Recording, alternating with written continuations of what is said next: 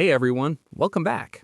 Today I am showing you exactly how to recover deleted ChatGPT chats. If you've accidentally hit that trash icon and need your data back in 2026, let's get right into the truth about how this works. First, you need to check if the chat was actually deleted or just archived. This is the most common reason people think their chats are gone. Go to your settings, select Data Controls, and click Manage next to Archived Chats. If your conversation is in that list, you can simply click the Unarchive icon to pop it right back into your sidebar.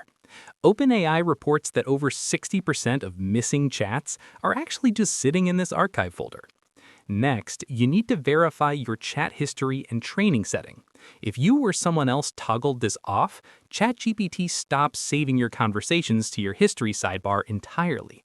Head back into Settings and then Data Controls. If the toggle is off, turn it back on. While this won't bring back the specific chats you had while the setting was disabled, it will often make your previously saved history reappear if it was simply hidden from view. Then we have to talk about the point of no return.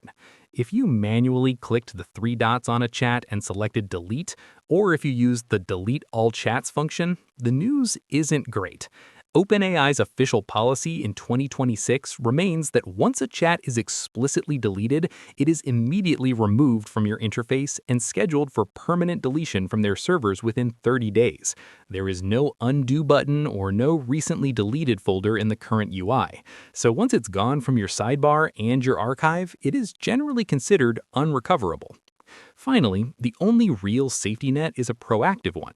If you are worried about losing data in the future, you should use the Export Data feature found in your data controls.